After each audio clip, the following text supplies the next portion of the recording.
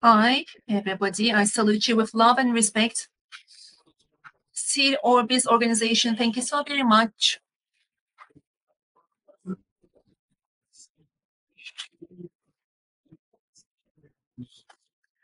Well, I would like to summarize China. Well, CIEC is a Chinese government company. 51% belongs to the state. In 1997, it was established. In 2020, it had a 22 billion, and in 2021, $25 million of global trade. Is the largest iron and steel exporter of China, and virgin petroleum products is the Chinese third largest in timber. It is the largest producer of China and has got factories in Vietnam in timber. And when it comes to cotton and metal trade in China, uh, it is the third largest company that carries out this trade. We've got 30 warehouses in China operating domestically and 17 offices across the world. And these are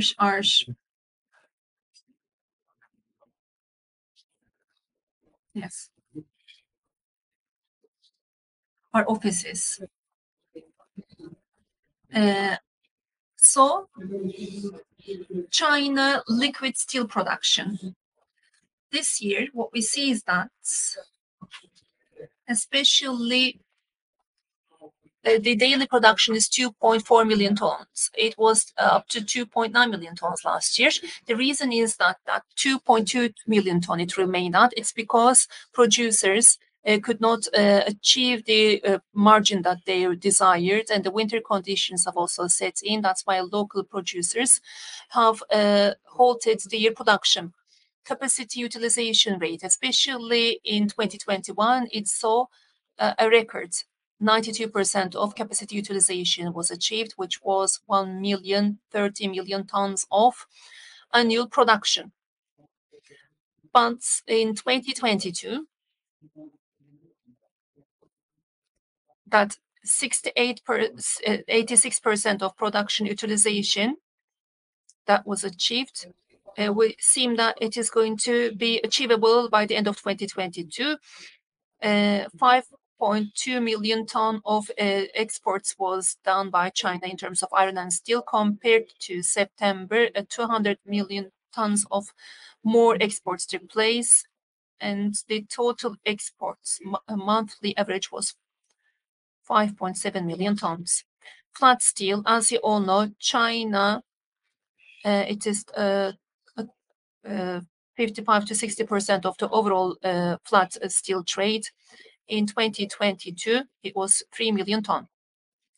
Monthly average was 3.6 million ton. It was below the average. The flat steel exports in China. Long steel, it's 12% of the overall steel exports of China. Long steel exports in October, 650 million ton of exports compared to September, 77,000 tons of extra exports. In 2022, the average long steel exports was 618 million. Import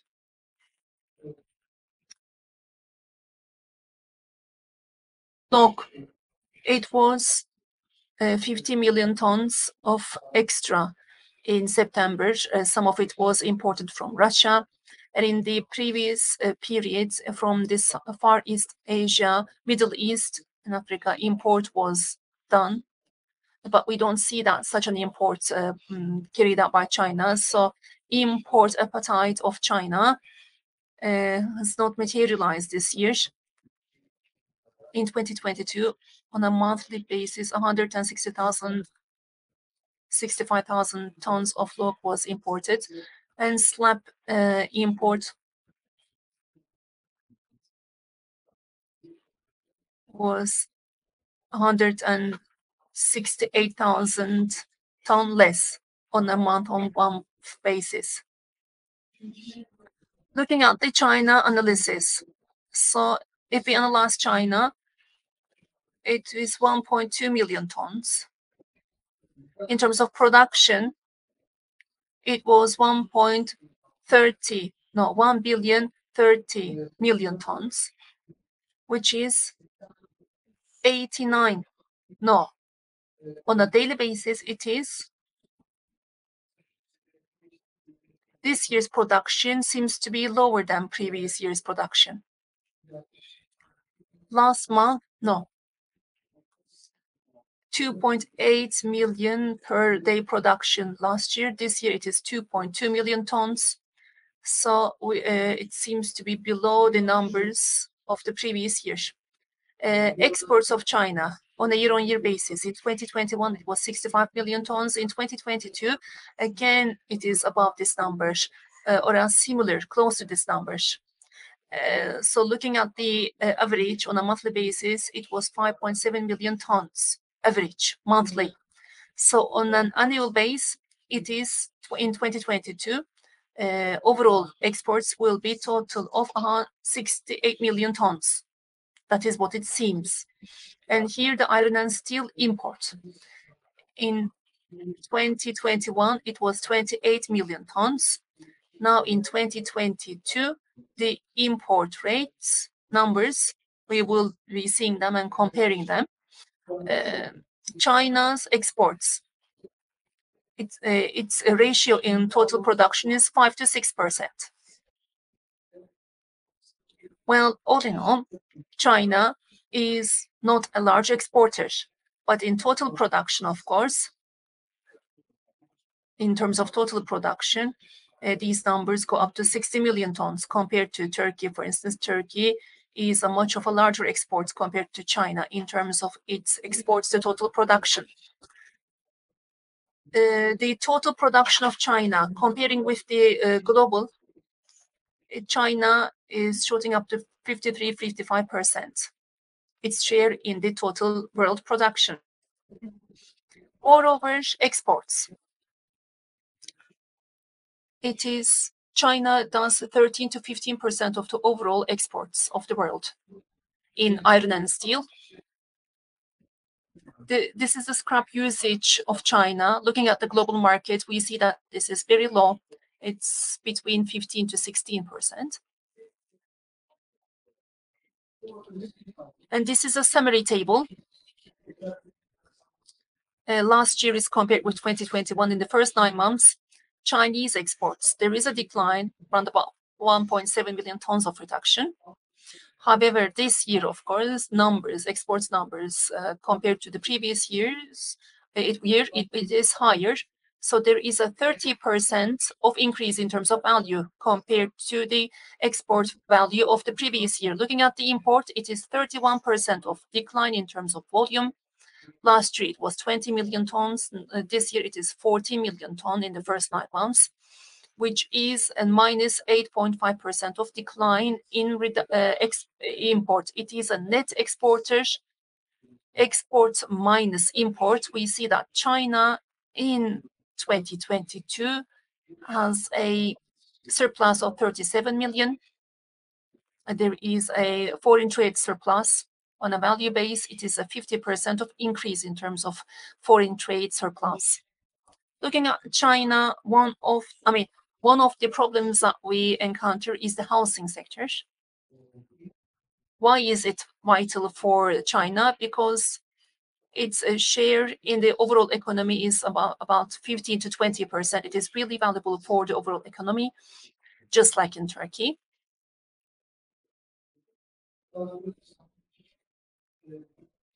In 2022, China construction, housing, utilization, production, let's say, it is decreased by 46%. Investment into construction sector has declined by 7.5%. On a year-on-year basis, sales have dropped by 40%. As I said, its share in the overall economy is 15 to 20%. And banks, the loans that they give, there is a major decline there as well construction companies, loans given, there is a decline of 27% in loans, advance payment 34% of decline, 32% of decline in mortgage loans. I would like to give a couple of information about COVID. This is the first six months. These are the number of cases. Unfortunately, there is a major increase in a very short period of time. And since the onset of COVID, there has been a major increase in the number of cases. They've gone over 40,000 number of cases per day, which is indeed, unfortunately, we've also experienced these numbers in Turkey, but the zero tolerance to COVID in China actually triggers these numbers to be perceived differently in China, and stringent measures are taken. Flights are stopped. For instance, you cannot fly to any region that you desire in China. There are certain buffer zones that are defined, which enables you to only fly to those destinations, and you are into a quarantine there when you reach the buffer zones, which was up to 21 days. Now they've reduced it to 10, but now currently it is 6 days. It's actually defined as 5 plus 3 days. The reason is that once you land in the city, you put yourself in quarantine for 5 days, and in the final destination city, you have to have a quarantine of 3 days. At the end of the 8th day, your health status code is turned into green. If not, it stays as red, and you cannot enter into any social realm. These are the prices, daily prices.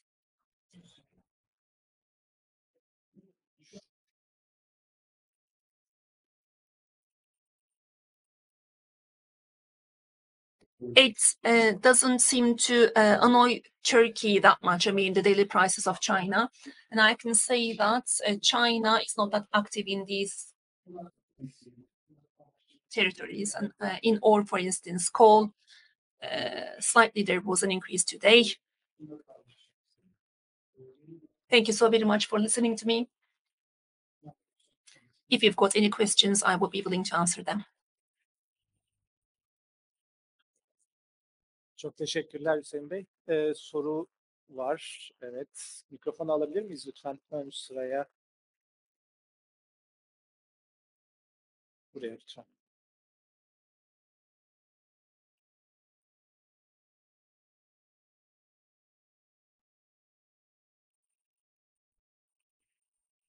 Buyurun Ahmet Bey.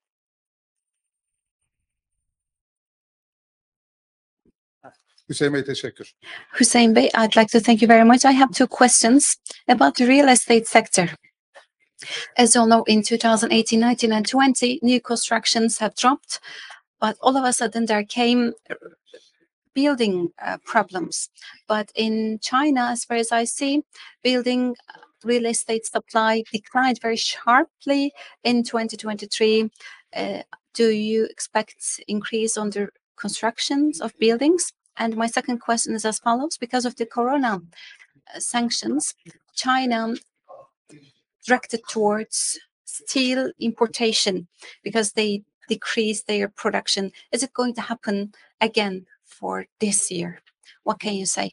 Well, about the real estate sector, well, yes, there is problems in the supply and demand. As the demand is low, there are restrictions on the supply. Yes, potentially in 2023, real estate sector demand will be over supply. This is among the probabilities, some possibilities. About the China's importation, at the end of 2019 and in 2020, January, February, we received huge demand from China. China had good appetite for importation. Well, I was preparing this presentation and I checked the numbers back then for that period, and my expectation is in line with your comment as well. All in all, the factories have continued their production, but the window for the importation will be open. This is what I assume. Thank you.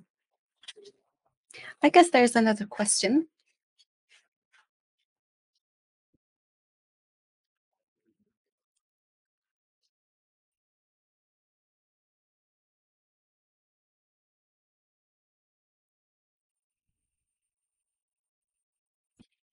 Hüseyin Bey, I'd like to thank you very much for this nice presentation. This is what I am wondering. The re-outbreak of COVID in China, is there a reason for that, or else were there precautions beforehand? And second of all, we hear a lot of the protests in the recent period. Is there any effect of them? Do you have any idea? I mean, this is my general question. Well, yes, these numbers could not be concerning for a country, but there is the state policy, there is the state decision. As you all know, a decision is explained and there is a line drawn and no one can go past this line. There is zero tolerance and even a tiny bit of tolerance is not allowed. In terms of the protests, well, I don't want to make any comment about that because I work in a Chinese state company. So one day I'll be in China. So I don't want to make any comment about that. But I hope that in the shortest period, I believe it's going to be problem free.